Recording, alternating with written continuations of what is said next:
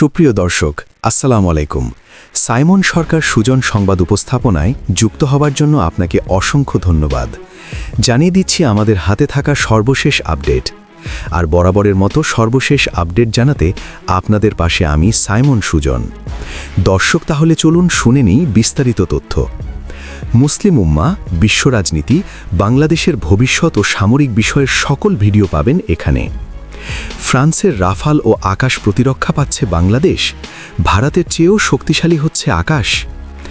বাংলাদেশ বিমানবাহিনীর আধুনিকায়ন এবং আকাশসীমার নিরাপত্তা নিশ্চিত করতে ইউরোপের অন্যতম শক্তিশালী দেশ ফ্রান্স এবার বড় পদক্ষেপ গ্রহণ করেছে।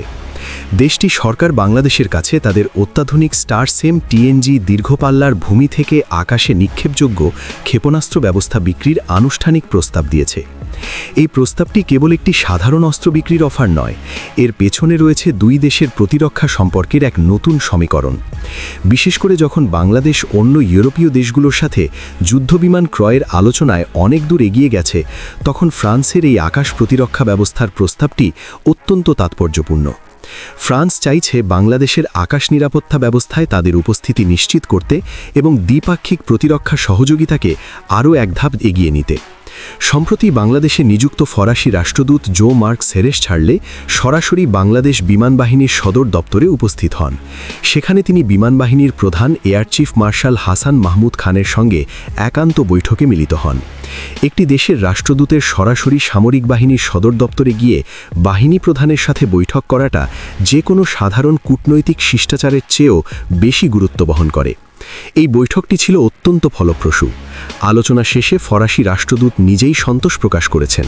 তিনি স্পষ্ট করেছেন তাদের মধ্যে দুই দেশের বিমানবাহিনীর সম্পর্ক আরও কিভাবে ঘনিষ্ঠ করা যায় এবং সহযোগিতার নতুন কি ক্ষেত্র তৈরি করা যায় সেসব নিয়ে বিস্তারিত কথা হয়েছে।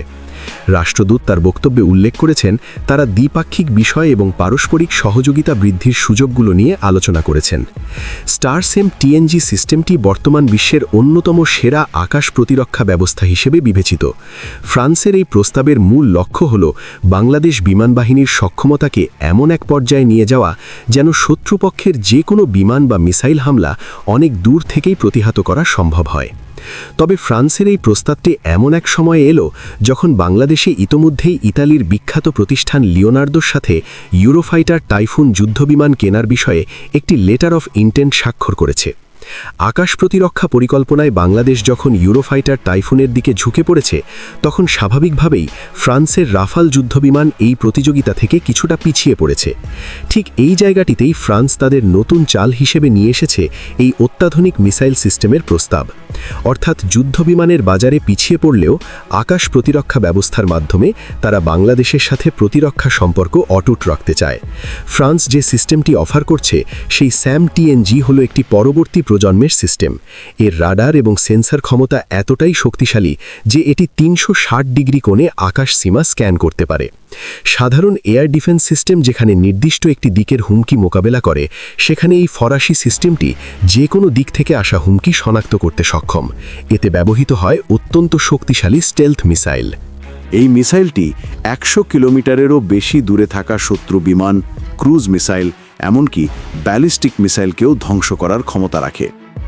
ফ্রান্স এই সিস্টেমটি অফার করার মাধ্যমে বার্তা দিচ্ছে তারা বাংলাদেশকে এমন একটি সুরক্ষা কবচ দিতে চায় যা দক্ষিণ এশিয়ার প্রেক্ষাপটে গেম চেঞ্জার হতে পারে। বাংলাদেশ বিমানবাহিনী তাদের ফোর্সেস গোল 20th বাস্তবায়নের অংশ হিসেবে ধাপে ধাপে আধুনিকায়নের দিকে এগোচ্ছে। এতদিন ধরে বাংলাদেশ মূলত স্বল্প এবং মধ্যম পাল্লার আকাশ প্রতিরক্ষা ব্যবস্থার ওপর নির্ভরশীল ছিল। কিন্তু ফ্রান্সের এই প্রস্তাব গ্রহণ করলে বাংলাদেশ প্রথমবারের মতো একটি পূর্ণাঙ্গ পশ্চিমা লং রেঞ্জ এয়ার ডিফেন্স সিস্টেমের মালিক হবে। এই সিস্টেমের বিশেষত্ব হল এর হিট টু কিল প্রযুক্তি। এর মানে এটি লক্ষ্যবস্তুর কাছাকাছি গিয়ে বিস্ফোরিত হয় না, বরং সরাসরি লক্ষ্যবস্তুকে আঘাত করে নিমিষেই ধ্বংস করে দেয়। এর ফলে ধ্বংসের নিশ্চয়তা অনেক বেড়ে যায়। ফ্রান্সের থ্যালাস এবং MBD এর মতো বিশ্বখ্যাত কোম্পানিগুলো এই প্রযুক্তির নির্মাতা, যা ন্যাটোভুক্ত দেশগুলোর আকাশ প্রতিরক্ষার মেরুদণ্ড হিসেবে কাজ করে। রাষ্ট্রদূত জাক সেরেশার্লের এই প্রস্তাব তাই কেবল একটি বাণিজ্যিক অফার নয়, এটি বাংলাদেশের আকাশ নিরাপত্তাকে ন্যাটোর মানের কাছাকাছি নিয়ে যাওয়ার একটি সুযোগ। ফ্রান্সের এই উদ্যোগের পেছনে আরেকটি বড় কারণ হল ভূ রাজনীতি। ইন্দো প্যাসিফিক অঞ্চলে ফ্রান্স তাদের প্রভাব বজায় রাখতে চায় এবং বাংলাদেশকে তারা এই অঞ্চলের একটি গুরুত্বপূর্ণ অংশীদার মনে করে। ইউরোফাইটার টাইফুনের দিকে বাংলাদেশের আগ্রহ তৈরি হওয়ার পর ফ্রান্স বুঝতে পেরেছে যে শুধুমাত্র রাফাল যুদ্ধবিমানের ওপর ভরসা করে বসে থাকলে তারা বাংলাদেশের প্রতিরক্ষা বাজার হারাতে পারে। তাই তারা তাদের ঝুলির অন্যতম সেরা অস্ত্রটি বের করে এনেছে। স্যাম্প টিএনজি সিস্টেমটি এমনভাবে ডিজাইন করা হয়েছে যে এটি বর্তমান সময়ে স্টিলথ বা রাডারে ধরা পড়ে না এমন বিমানগুলোকেও শনাক্ত করার ক্ষমতা রাখে। বাংলাদেশ যদি এই সিস্টেমটি সংগ্রহ করে তবে তা হবে দেশের প্রতিরক্ষা ইতিহাসের অন্যতম বড় একটি মাইলফলক। বিমানবাহিনী প্রধানের সাথে ফরাসি রাষ্ট্রদূতের বৈঠকে যে ঘনিষ্ঠ সম্পর্ক গড়ে তোলার কথা বলা হয়েছে তার বাস্তব প্রতিফলন হতে পারে এই মিসাইল সিস্টেমটি। এই প্রযুক্তির সাথে যুক্ত থাকবে দীর্ঘমেয়াদী প্রশিক্ষণ, রক্ষণাবেক্ষণ এবং প্রযুক্তি হস্তান্তরের বিষয়গুলো। এর ফলে বাংলাদেশ বিমান বাহিনীর সদস্যরা পশ্চিমা প্রযুক্তিতে আরও বেশি দক্ষ হয়ে উঠবে। এতদিন ধরে বাংলাদেশ মূলত চীন বা রাশিয়ার আকাশ প্রতিরক্ষা ব্যবস্থার উপর বেশি নির্ভরশীল ছিল।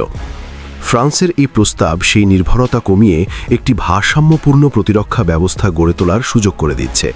ফরাসি রাষ্ট্রদূত তার বক্তব্যে যে সন্তোষ প্রকাশ করেছেন তা ইঙ্গিত দেয় বাংলাদেশ বিমান বাহিনীও এই প্রস্তাবটি অত্যন্ত গুরুত্ব সহকারে বিবেচনা করছে। লং রেঞ্জ এয়ার ডিফেন্স সিস্টেমের প্রয়োজনীয়তা বর্তমান যুদ্ধক্ষেত্রে কতটা জরুরি তা সাম্প্রতিক বিশ্বের বিভিন্ন সংঘাত থেকে অনেকটা স্পষ্ট। একটি দেশের আকাশসীমা সুরক্ষিত না থাকলে যত শক্তিশালী যুদ্ধবিমানই থাকুক না কেন তা পূর্ণাঙ্গ নিরাপত্তা দিতে পারে না। ফ্রান্স এই জায়গাটিতেই তাদের মনোযোগ নিবদ্ধ করেছে। তারা জানে ইউরোফাইটার টাইফুন যদি বাংলাদেশ কেনেও তবুও সেই বিমানগুলোকে রক্ষা করার জন্য এবং দেশের গুরুত্বপূর্ণ স্থাপনাগুলো বাঁচানোর জন্য একটি শক্তিশালী মিসাইল শিল্ড বা বর্মের প্রয়োজন হবে। স্যাম্প টিএনজি সেই বর্ম হিসেবে কাজ করতে পারে। এটি একই সাথে একাধিক লক্ষ্যবস্তুকে ট্র্যাক এবং ধ্বংস করতে পারে, যা বর্তমান সময়ের স্যাচুরেশন অ্যাট্যাক বা ঝাঁক বেঁধে আসা হামলা মোকাবেলায় অত্যন্ত কার্যকর। তাই বাংলাদেশ ও ফ্রান্সের মধ্যে প্রতিরক্ষা সহযোগিতার এই নতুন অধ্যায়টি অত্যন্ত সম্ভাবনাময়।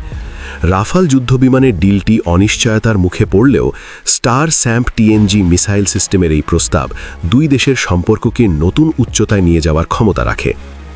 আগামী দিনগুলোতে এই আলোচনার অগ্রগতি কোন দিকে যায় এবং বাংলাদেশ শেষ পর্যন্ত এই অত্যাধুনিক ফরাসি প্রযুক্তি গ্রহণ করে কিনা সেটাই এখন দেখার বিষয়।